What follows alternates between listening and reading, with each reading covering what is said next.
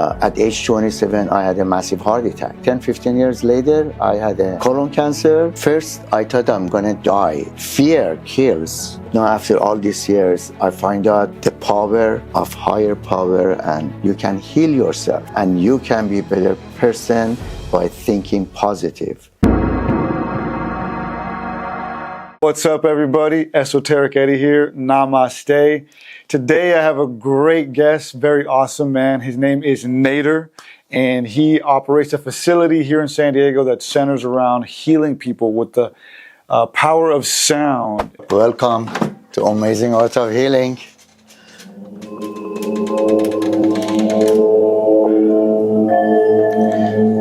We provide here just unconditional love. Love heals, and that's the only thing I do. We built this room. There is a professor in Paris that he heals cancer, terminal cancer patient with 432 hertz sound frequency. And the way he made it, we have a special equipment here that generate over 20,000 hertz frequency. With the extreme sound, you heal yourself with your own brain.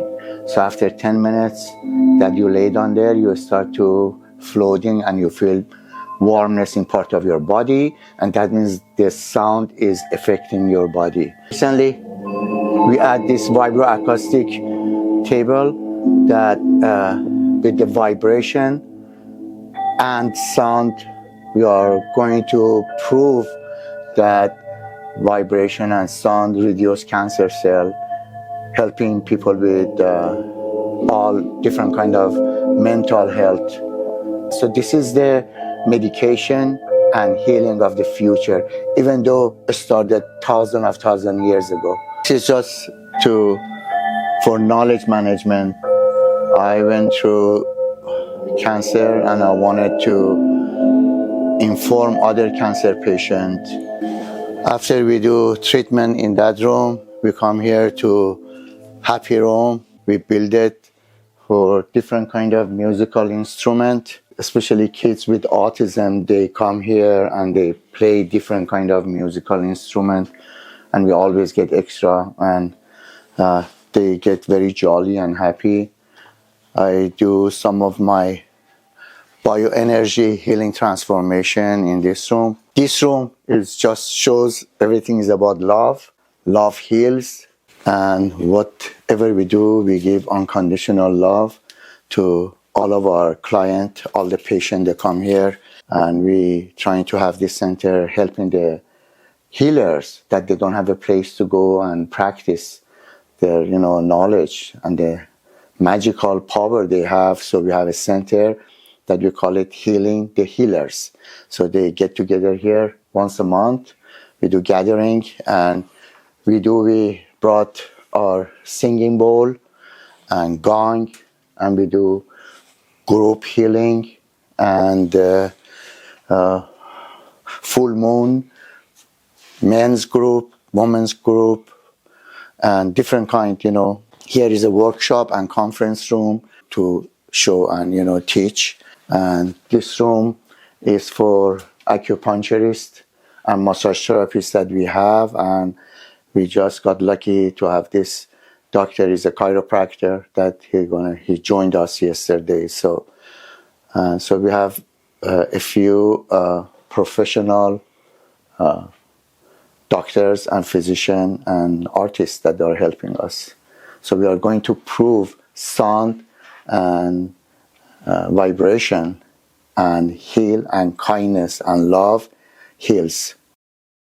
What's up, Nader? Hey, Eddie. Good to have you here, nice man. to see you again. Yeah, thank you for doing this, man.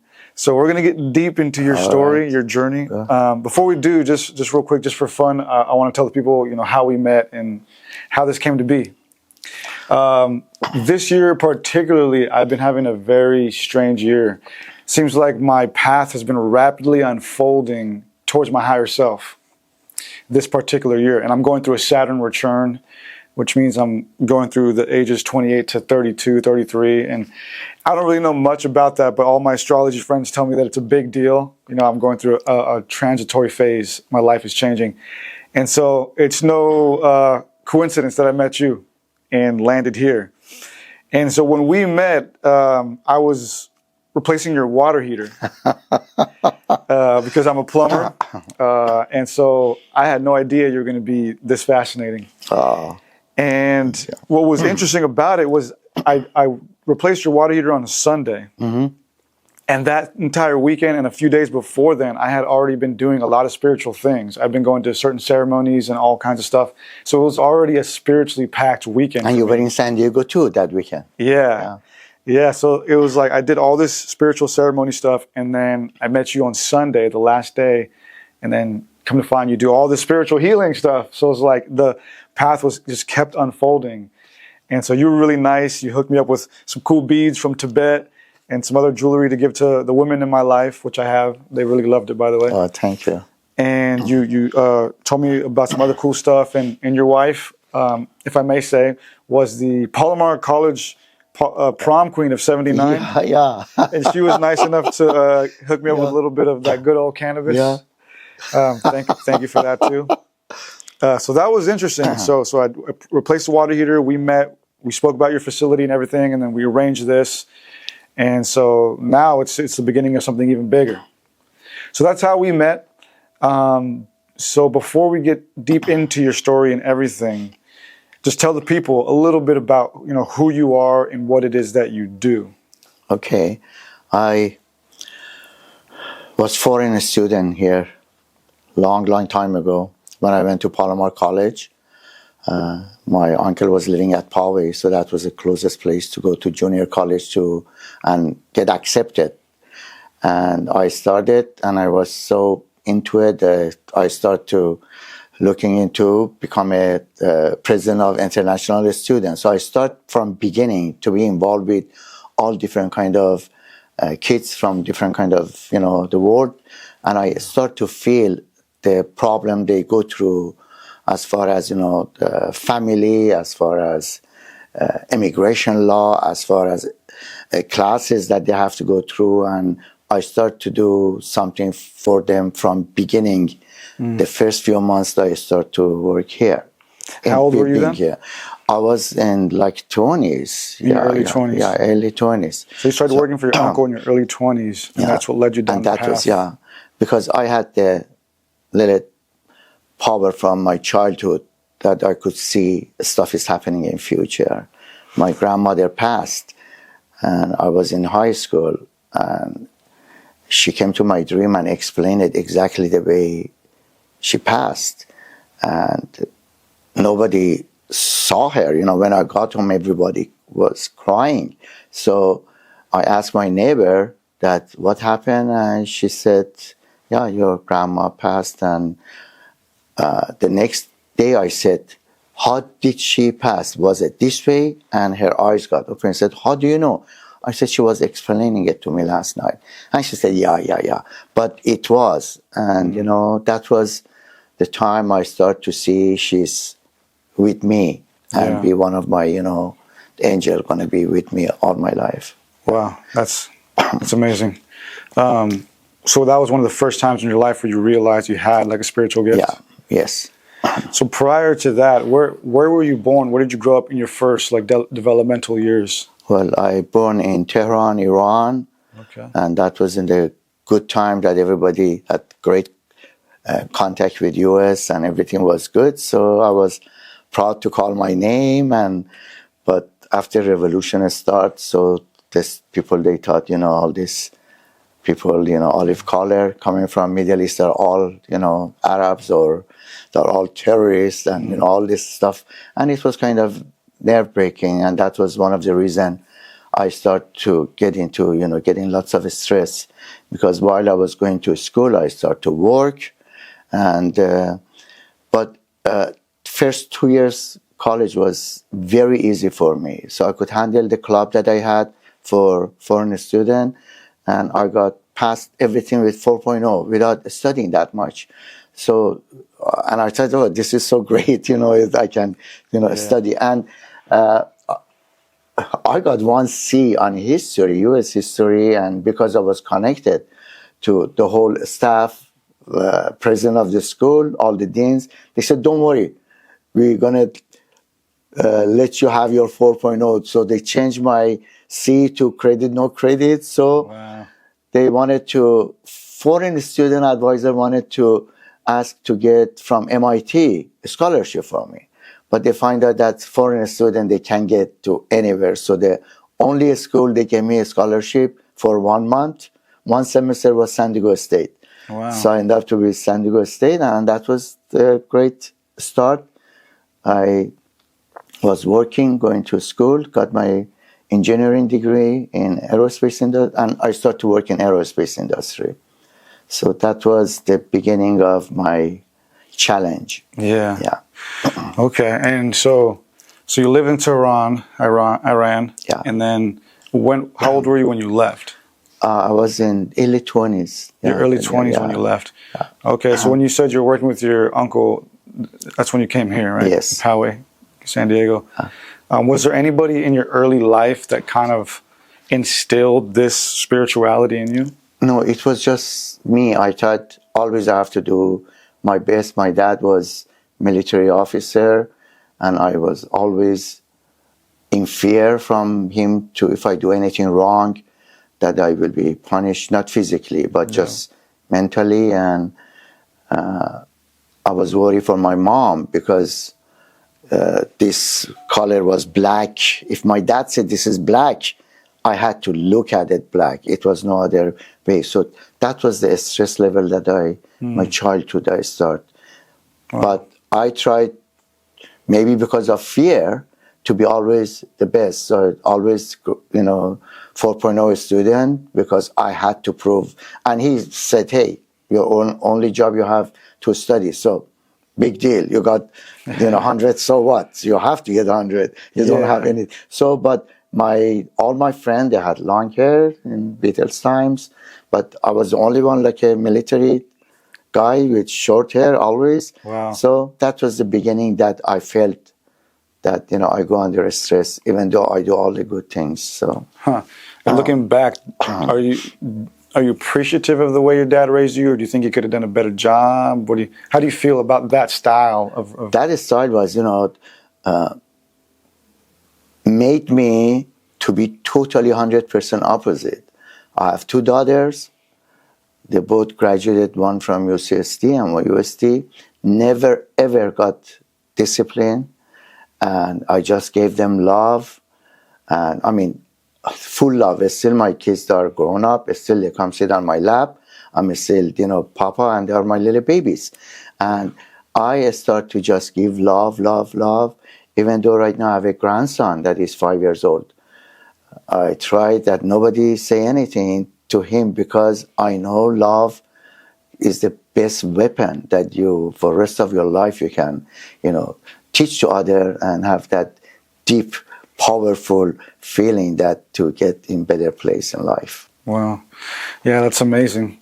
So it basically just allowed you to feel that and understand that the opposite of is what you really wanted to do and how you wanted to lead your life. Yes. Okay. So your early 20s, you start to work with these kids, and that started to make you realize that the world needed some healing. Yes. So and you were an engineer. So at what point did you really start to get into this style of work? Well, because of stress at age 27, I had black belt in judo back home. So I knew about martial art. Here, while I was working and studying, and still I was going to jiu-jitsu, the American jiu-jitsu class to get my black belt in karate. But at age 27, I had a massive heart attack. And 27? At age 27. So I was in San Jose to see my parents. They came to see my brother over there. So, and that was the time I felt that the stress is, is bad thing that I'm going through it constantly. And because I want to do everything the best, so that caused it. And the doctor said, hey, how much you smoke? I said, I don't smoke. How much you drink? I said, I don't drink.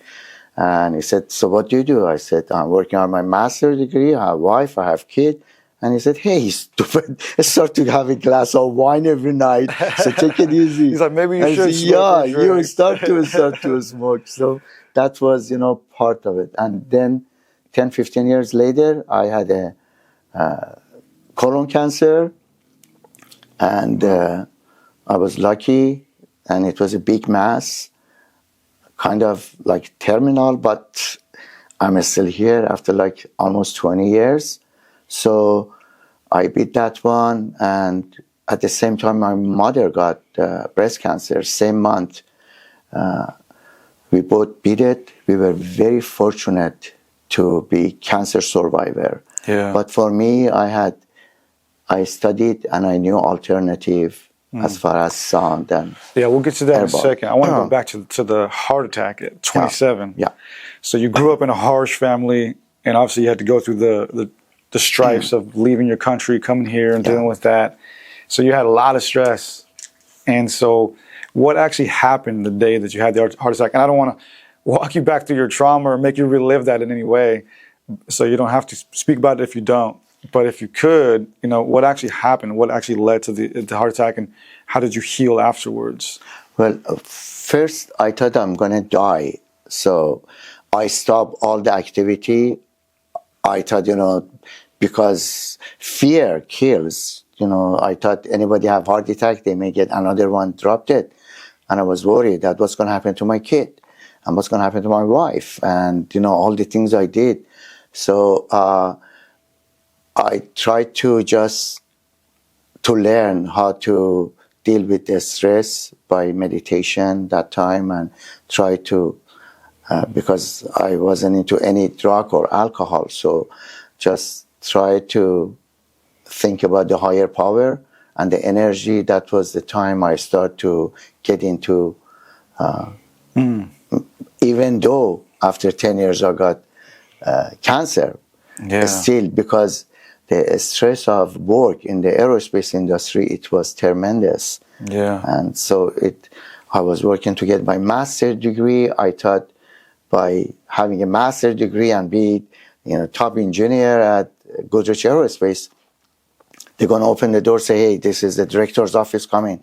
But nobody said anything, or they add a couple of dollars to my, and that was, then I find out this is not the place that you can do whatever you do.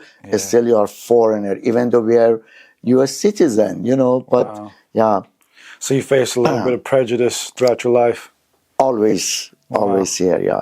That's unfortunate, man. Yeah. Wow, so 27, you have the heart attack, and then you get into meditation. What led you to that healing? Was it like a book that you read? Was it like how did you know to turn to meditation and God? Well, my wife, she had colitis, and she had ulcerative colitis, and she was going through bleeding, and this is a time I got introduced to Lord Jesus Christ. Oh, wow. Yeah. I set up the time to take her to UCLA Medical Center to take the complete colon out because nobody could stop her as far as bleeding. So one of my colleagues said, hey, there is this Chinese healer that in Claremont, you can go to church and this guy does magic. So I said, I try everything before, take the, the whole system completely out. So we met that holiness, and after 2 times he said, hey, I can heal your wife, but what is your religion? I said, my religion is love and kindness. That's what I do and try to help people. And well, grandparents, they were Muslim, but I'm not into it because to me it's just a religion stuff. I know that could be not good to talk. It's about blood and killing and stuff, so I'm totally against it. So he said, you have to start to believe in Lord and feel the power of Lord Jesus Christ, and I can heal your wife with that. I said, I do anything to help my wife. So we got baptized in Methodist church I don't even remember how long ago. And that was the time I started to feel that some kind of a peace in my heart. And, so I said, even though right now, after all these years, I find out the power of higher power and God and Lord and Jesus and Moses and Dalai Lama, it says all you. So it's all your brain, your thoughts. So maybe this is not good for your listener, but I find out after my going through cancer, when I learned about Buddhism, that this religion is all about love and giving and kindness. And with law of attraction, you can find out you can heal yourself and you can be a better person by thinking positive. The same thing that you wake up in the morning and say, damn, another day, your whole day going to be, bad. But if you wake up in the morning, at beginning, you say, thank you, God. Thank you, Lord. Thank you, higher power, that I have another blessing day. I'm alive today. So, and think about something positive. In the first 17 seconds when you wake up, you open your eyes, your whole day going to be great day. Oh, yeah. So, yeah, I agree with that.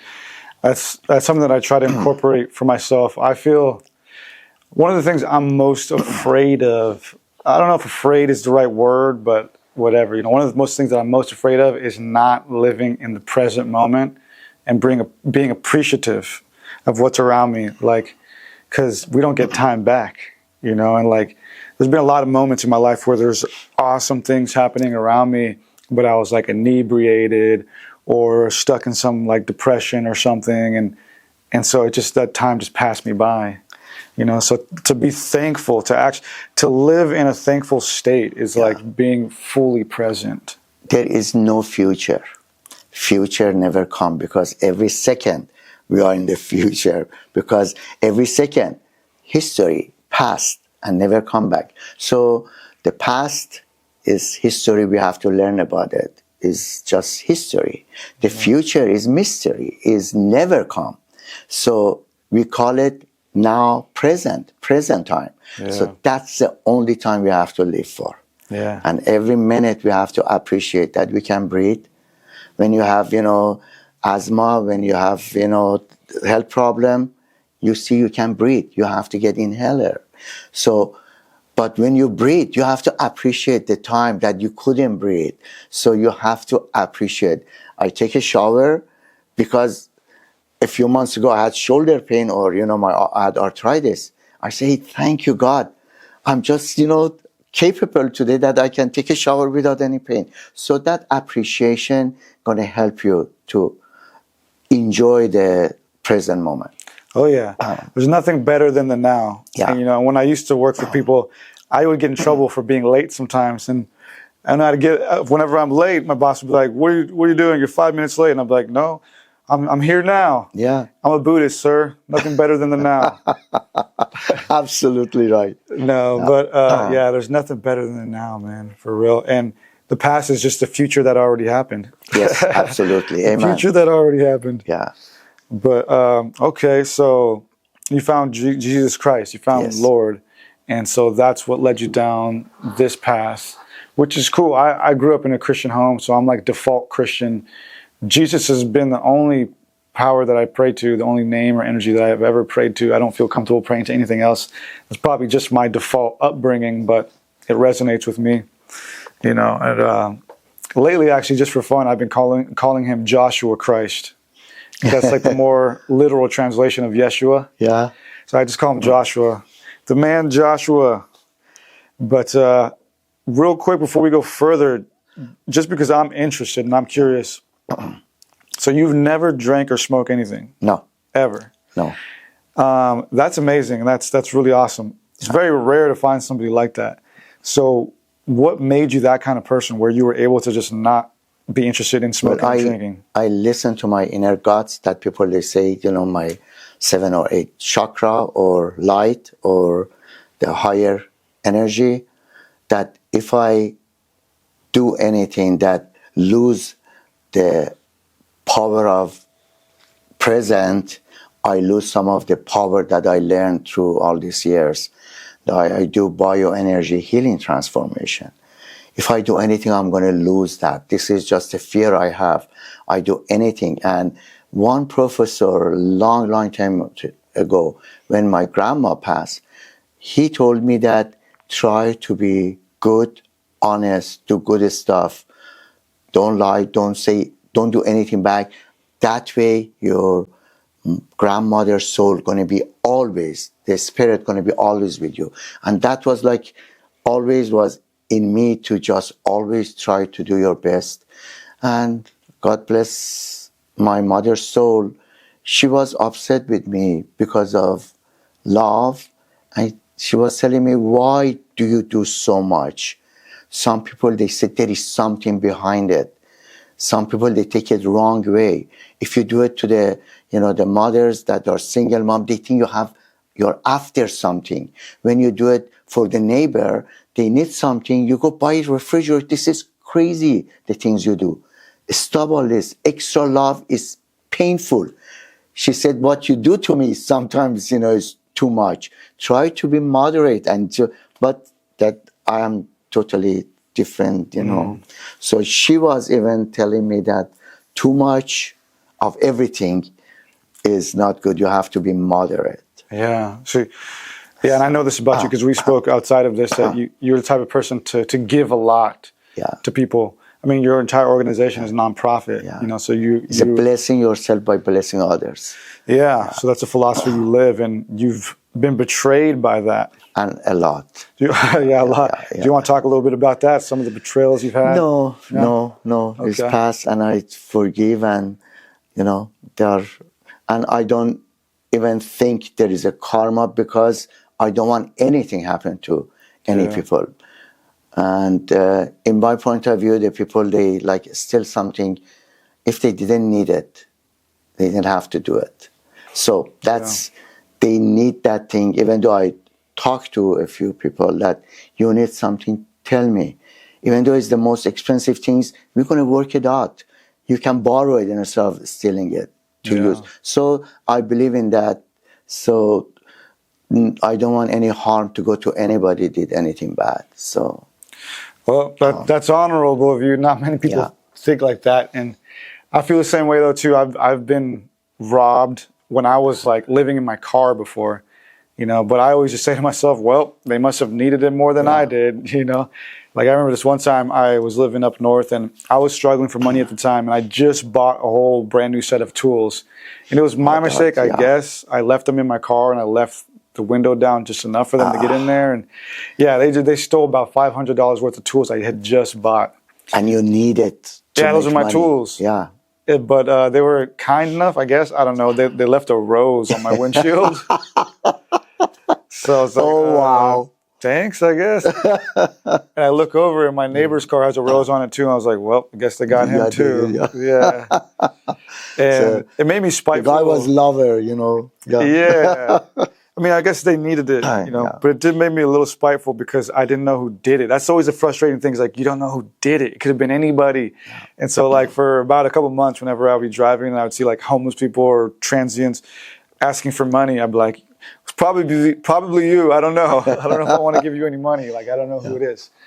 But no, I had to let that go, let it go. Like they must have needed it more than me, whatever, know. But man, it's a narrow path to be able to like just live in the middle and not see things as happening to you, but for you, or simply just around you. Things are just happening around us, yes. But okay, so you survived the heart attack. You found a way to connect to the source via Jesus Christ, Joshua Christ. And then you live another 10 years. And so from that to your next big medical thing, which was the cancer. Yes, colon cancer. Colon cancer. So within those 10 years, did you continue the spiritual path, or did you kind of fall back into the secular world? Well, always try to do my best and work as hard as I could, because, It's very expensive to live in San Diego, and Oh we yeah. tried to. And my wife worked next to me from the day she came to US to go to Palomar. We were working at library, and we both were making $2.18 an hour. So, and we couldn't work more than 10 hours a week, because that was part of having. But because I was president, the foreign student advisor was giving me $50 a month just because all the work I was doing. So they were trying to help me. Yeah. And one of the things the lady that was handling the bookstore was telling me that, hey, in this country you can always ask. The worst thing they tell you is no, so don't be afraid. If you need something from me, come and ask. Don't be shy. So, and American people, they are one of the most generous people in the world. So Wow. I believe in that, because they help. Anytime I needed help for somebody else, not to get it for myself, they were, trying to. The only thing I have to do to ask for it, even though I don't ask for my center to get help, but Yeah. Okay. So you fell back into the Yeah. world. You were struggling. Yeah. And then the cancer hits. Yeah. And so when the cancer hits, take us through that. How did you survive that? What was it like afterwards? Well, it was kind of really scary time of my life. And the first few months after that, I thought I'm not going to make it, because from the room that it was my daughter's room to go to, bathroom, it was a hallway like 10 step. I thought I never can make it for 10 step. So I said, this is the end. I'm wearing a bag. They hated it. And I thought this is it. Yeah. And one time I felt it, this is after surgery, that actually felt it, my soul is going out of my body. And I start to acting crazy, and I start get scared and scream. And my wife and my kids, they said, what's wrong? I said, I don't want to die right now, because I feel it is coming out of, and I was really physically felt it, my soul is going, and I didn't want it. I was screaming, crying, I want to be alive. And my wife got scared, calling my doctor, said what to do. Said, give me a shot of something, medication. So I felt this stuff. I felt so connected to my soul and my, so I have that connection with myself too. So when I meditate, I feel that I'm not in, especially after cancer, I feel I'm in another dimension. And that's one of the reasons the people around me, they don't understand me. So the things I do is not sometimes normal, but I try to do, and I told my family, I do this because touching other people's soul, bringing a smile in other people's face, that's the only thing that fulfills my, body and soul. So this is what I'm living for. And I try to make it bigger, that everybody can do it. The same thing I do, I know you are in the same boat. Other healers, they want to do it. They don't have a place, and I open my center that other healers, they can come here and do the same thing I do, they do. And a few times my wife and friends, they said, hey, they're going to come steal your idea, steal, what you do with the audio room, the vibration room.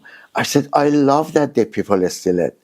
I want they steal it and they do more, because no matter they want to charge people or not to charge, still this is helping other people with anxiety and stress. It's like a future medicine that we can right now prove that the sound and vibration heal your soul and your physical body. So, and mental health is extremely, especially after COVID, is very high. So many kids, they are thinking about suicide. It's very expensive to live here. I know a bunch of people that they kind of give up, and they want to move, they can afford to move. So, and they can afford to leave. So I do try to just have connection with all these people that I'm here, that, hey, there is always here, we are here. I know we can sleep here, but people are always welcome to come and get, whatever service we have. Hopefully one day, one good philanthropist give us some kind of a donation that we have a bigger space to do this one more, and with more healer like you to do. We're going to be partnering up and doing a lot of cool things next year, 2024. Okay, so you mentioned earlier that you said thankfully you knew holistic healing when you were going through the cancer process. How did you cope with the cancer? How are you healing holistically? Well, I knew there is alternative. I study, thank God, to Google and other way that right now through computer. So I find out lots of herbal medicine that is very cheap. One of them is soursop, guanabana fruit that is in South America. They have it. The leaf is really magical. You make, tea and you drink it like iced tea. On the back, it said has 10,000 times more power than chemo.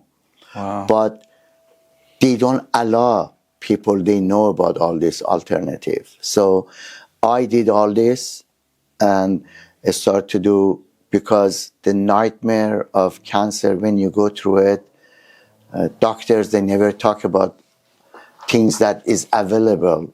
The only thing they want to do, heart doctor want to open heart surgery, oncologists, they just say chemo and radiation, and nobody talk about alternative.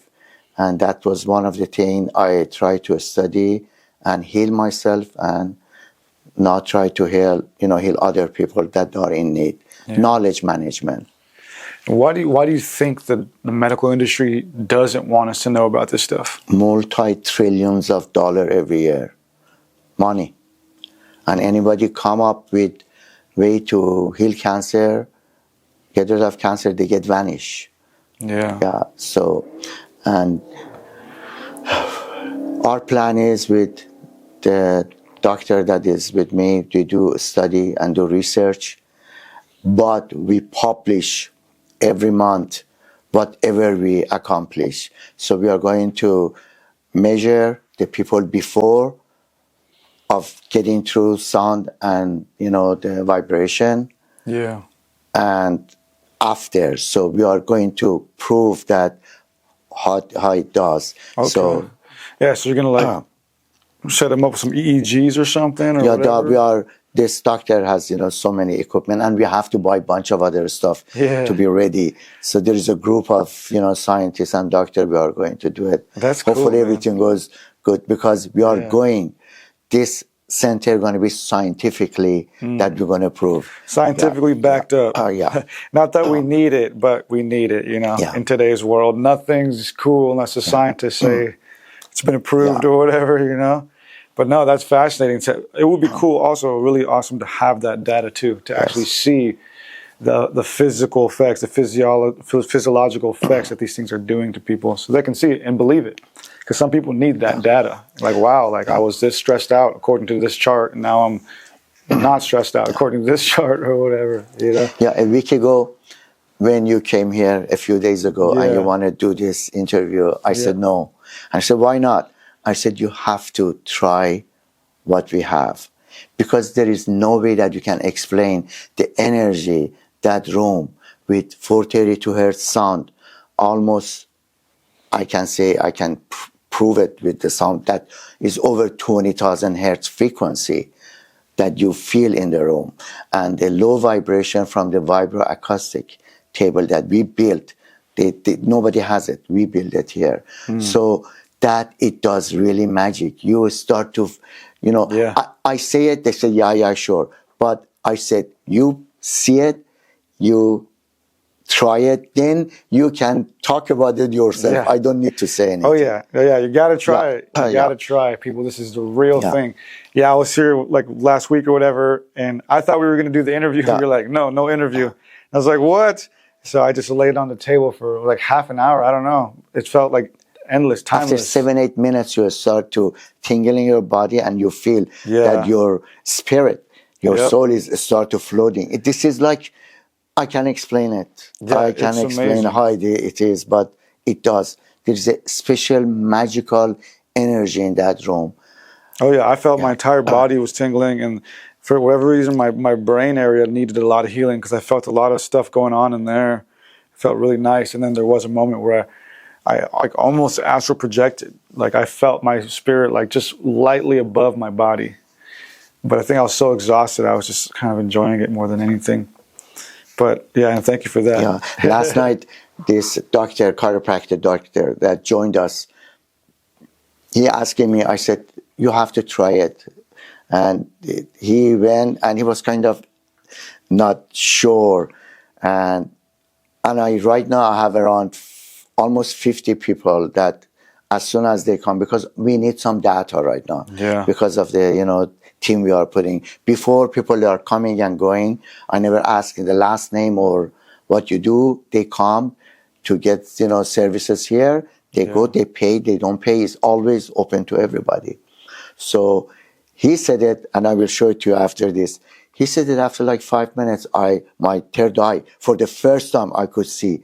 You're going to see this one, and that's amazing. Wow. Yeah, and he said, this thing is crazy. Wow, yeah, straight now up third he's eye. doing his chiropractor plus what this. we do, because he said this is an exceptional tool for people, especially his patients. You helped activate his third eye through this machine. Yeah. This guy did. So Yeah. I can say, Yes. each person has different kind of a reaction, but everybody talk about start to float in the room, majority. Well, you can put that on the data, side effects, third eye may activate. Floating in the room. Yeah, you may float as well. Cool. So speaking of which, when did you start this organization? And by the way, tell the people what the name of it is and when did it start? Ohmazing Art of Healing. Ohmazing. Ohmazing. Amazing. Yeah. And so at what point in your life did you start this? Well, hold on, let's take it to the beginning. At what led you to say, you know what, I'm going to start this organization? After I find out that I'm not going to die, this is like 2 years that I was in my room, didn't want to see any of my friend, anybody, because when you go through cancer, you kind of, first of all, you are in fear constantly. And then the people, they see through so many people that who is real true friend and who is not. So the people, first of all, one crazy thing is people, they think cancer is contagious. So they say, oh, he has cancer, so we don't go, we're going to get it. So that's something crazy. Majority of people, they think, hey, this guy has cancer, don't get close to him. Yeah. So that's something, I thought this is kind of, you need more education. Yeah. I know. I watched my uncle go through cancer, and he passed away. And there is a sort of kind of like repulsiveness at first, but I had to learn how to be around him because it was disturbing at some points. Yeah, But I learned to just, it's a mental thing more than anything. So after a couple of years, almost less than 2 years, I said I have to do something about it. I got even though the aerospace industry that I was working, they gave me enough time to go back. So for 2 years, they helped me to have computer at home, but I couldn't attend any meeting. I couldn't go to all the staff meeting that we're supposed to. And after 2 years, they said, okay, come or go. And because I lost my mom through cancer, I said, I'm going to start to dedicate my life to do this and help other people that deal with it. So I didn't know how, but I started. And that was the beginning of my journey to go to this healing. First, it was art.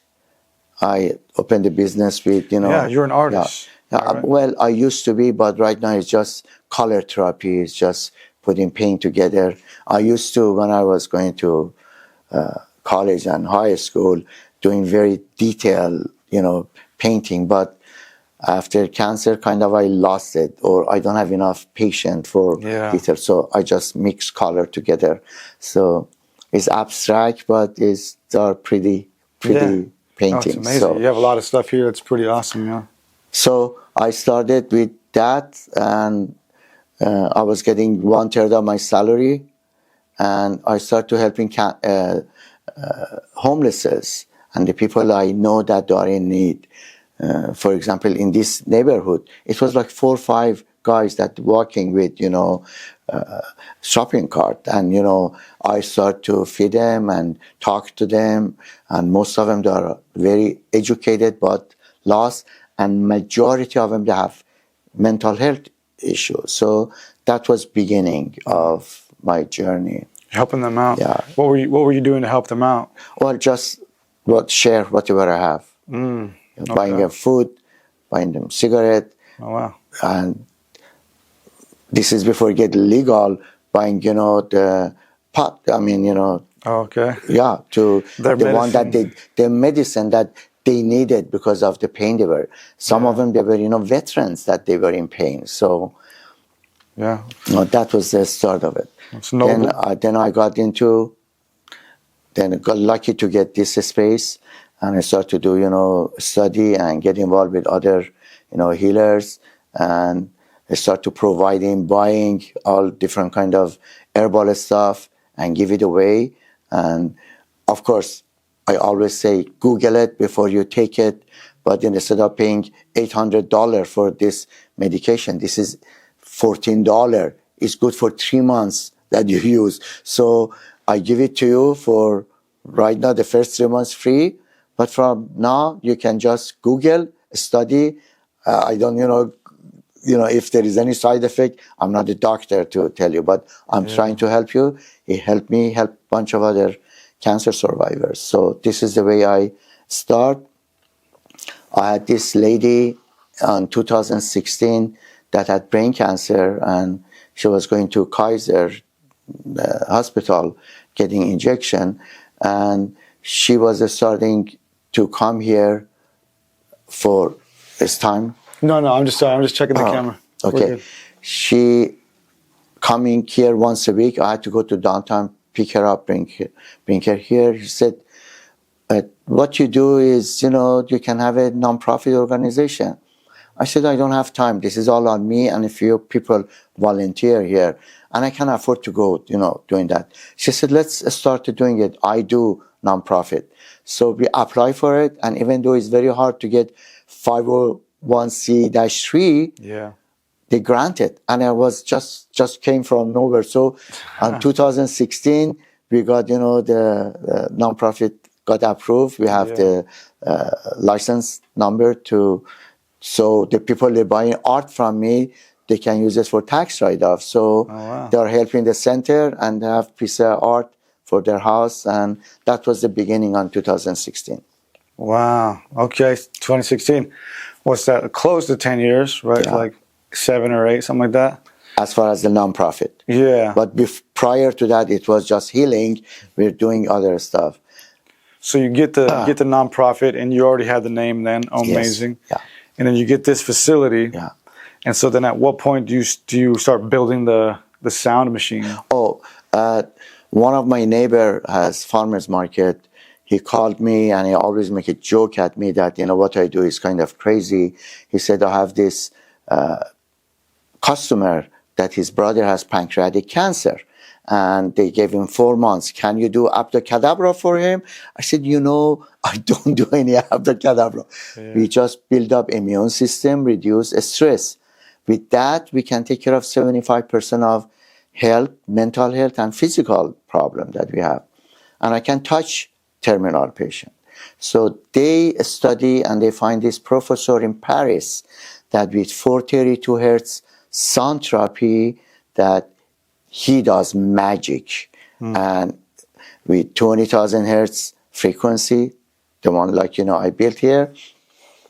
So he has one lab in Paris, one in Spain, and one in Canada. So that gentleman with his brother went to Canada, and he came back, and cancer was under control, and was, I said, I have to do something like that. So I start to build, I start to study, and I contact that professor in Paris. Wow. But he charged €5,000 per session, and 10 times minimum.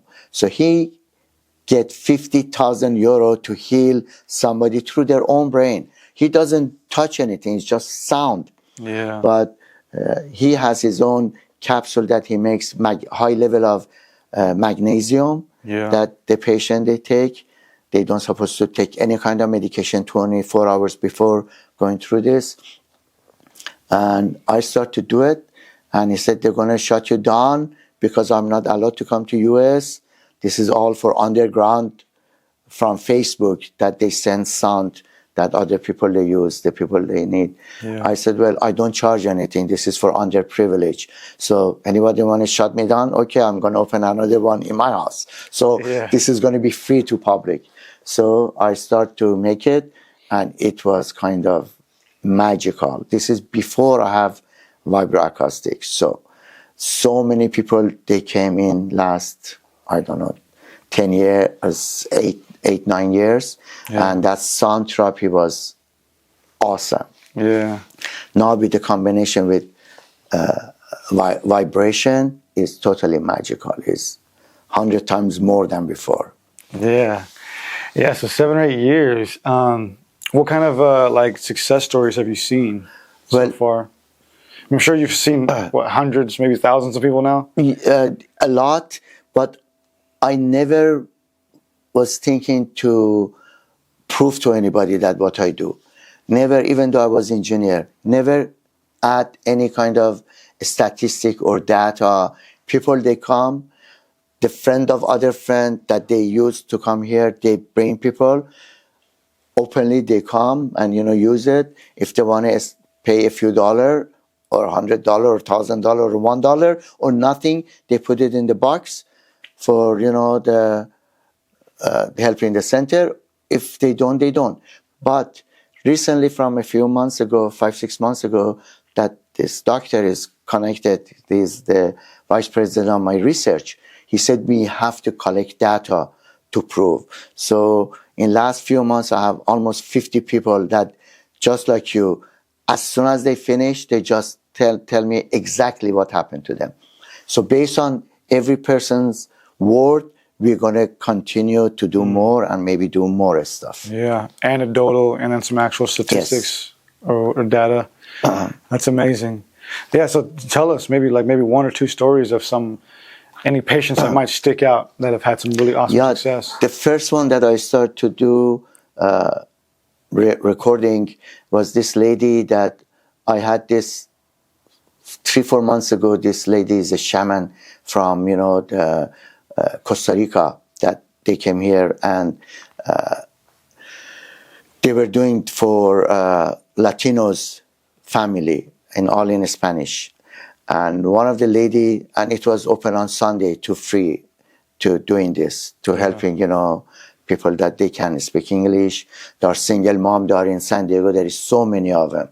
And the one that, they have family problem, battered woman. So we try to help those group in as far as, Latinos. Yeah. And this lady, after she finished, I do my sound bowl and some of my stuff. She said, this is awesome. Can I come more? I have severe migraine headache all my life, especially in last 25 years. I have to get injection on my head and nothing works. I can't even sleep 1 hour continuously. The only thing I can do, I have a blind puppy that we are just having each other. So because I can, have connection with my family, light. And the only thing I do, I go home with some of these, always in pain, and I just hang out with my dog because I can have a social life. So she came here, and after and I did a study that how can I help migraine through the sound and through other alternative herbal stuff. And after 4 weeks, she said, this is magical with what you are doing, because the level of pain that it was from 1 to 10, always in 20s, is now is in 4. Wow. And you do, it's magic here. I said, no, you are doing it. I don't do anything. I just give you confidence that you deal with your problem. one of the problems she was going through all her life, the fear of the migraine come back. So I taught her to how to deal with it. I said, to deal with your migraine when migraine come, not to sit and wait. That cause your headache. And she started to believe in that. And that was something that the confidence that she started to have, that, start to. Yeah. I mean, that's one of them. That was the first one I started. Yeah, it's all pretty much in the mind. And that's actually something that you said earlier, too, that I wanted to bring back up. You said once you, I think it was when you had your heart attack, you were kind of like fearing that it might happen again. The fear, yeah. And this lady, too, she had the fear that the migraines were going to happen. Same thing happened to me when I had my first seizure. I had a seizure back in 2019. And the first 5 months after, I was so in fear that it was going to happen again. I couldn't even go to sleep. Like anytime I'd fall asleep, the feeling of losing consciousness would freak me out, and I'd jolt back up and be like, no, I can't go to sleep. I'm gonna have a seizure in my sleep or something. So it took a while for me to acclimate back into my normal self. And every now and then it still happens, involuntarily though. I'll fall asleep and then I'll jolt. Ugh. I have some stuff for you, because I have a great story with this young kid in Colorado that she was getting a 20 minutes seizure.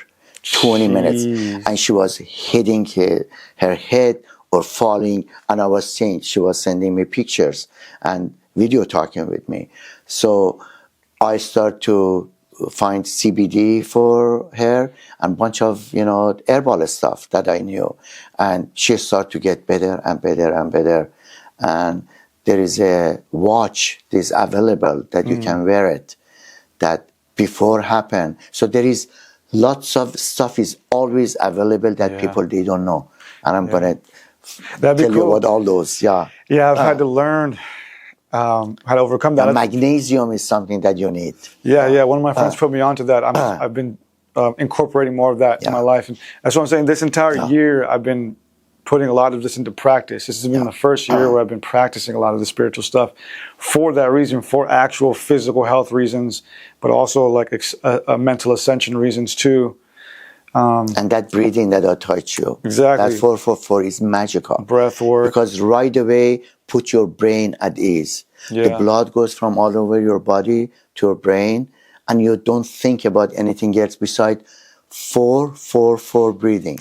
4 seconds. Inhale from your nose, 4 seconds, hold it in your lungs, and 4 seconds, exhale it. Because you're worried about that 4 seconds for 2 minutes, and you have to do it 10 times, you don't think about anything else. So after 2 minutes, you're totally at ease. Yeah. So during the day, you can do that a few times, anytime you're upset, when you wake up doing it, when you sleep, and that helps you to be in charge of your body. Oh, yeah. Yeah. I love that. And I've been diving into breathwork more this year, and it's important. I mean, our breath regulates almost everything we experience. The oxygen goes to your right, and the way we breathe through experiences kind of dictates the way we respond or react. And so many people, they breathe, and they don't have time to exhale it. Yeah. And they're holding it in.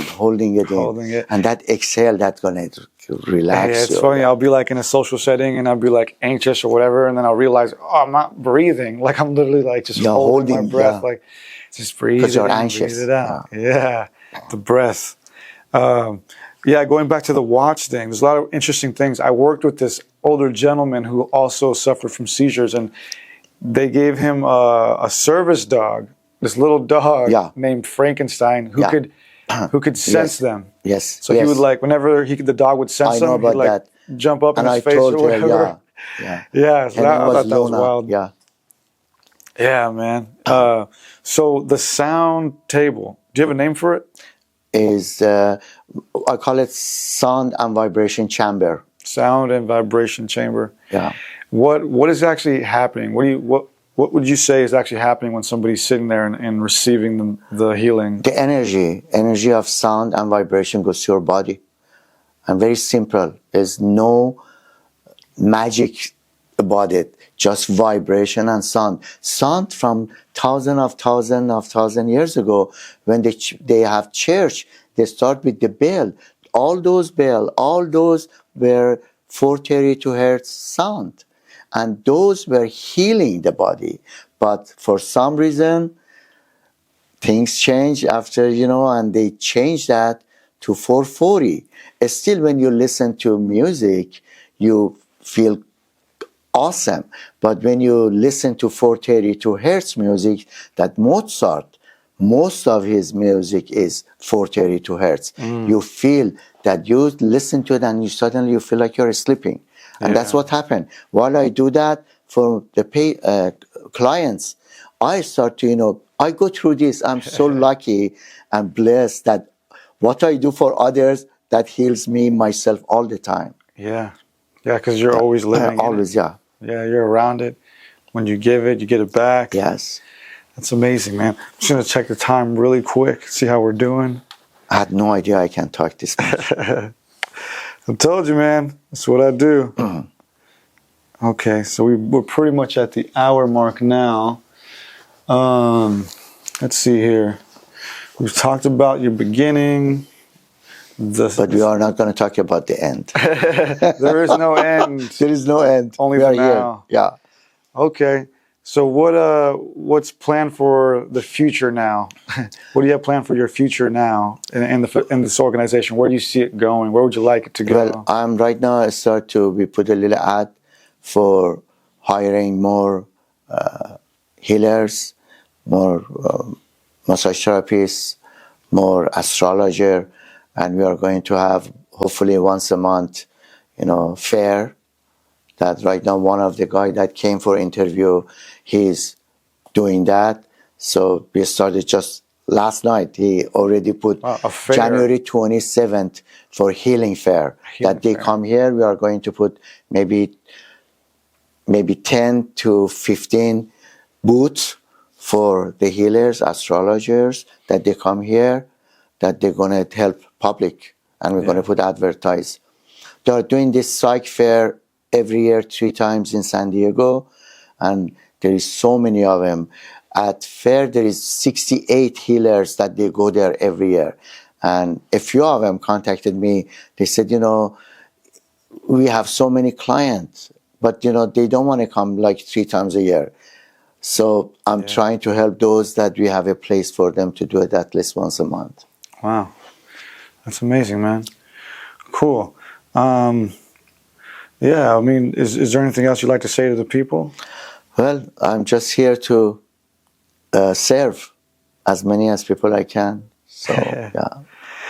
Yeah, man. I mean, this was amazing. I mean, thank you for your time. Oh, it's my pleasure. Thank you for coming to my life. I mean, it was such a, real honor to know you. With all your knowledge, the book they published. I mean, that's unbelievable. And I'm hopeful this is going to for long-term, bonding and future. Oh, yeah. For absolutely. You and people, they know that you are doing this one from the center, that they can come to you. Oh, yeah. Yeah, absolutely. We're going to be partnering up, and I'm going to start hosting some stuff here and expanding and just creating abundance for everybody. For everybody. For everybody. Amen. Amen. Amen, man. Hallelujah. Hallelujah. Well, thanks, man, again. My pleasure, buddy. Yep. How should people reach out to you? Yeah, by, on my Ohmazing Art of Healing is my website. It's ohmazing.artofhealing. And the website is ohmazingartofhealing.org. And my phone, 619-726-2680. And I'm, available 24 hours a day. People, they can text me anytime anybody have problem. They can, contact me. I'm here to serve. Cool, man. You heard it. I'll put all of that in the link down below. Thank you, everybody, for watching and listening. Any last words? God bless. Thank you for the opportunity. You're welcome. Thank you. Thank you. Peace. Peace on earth. Yeah.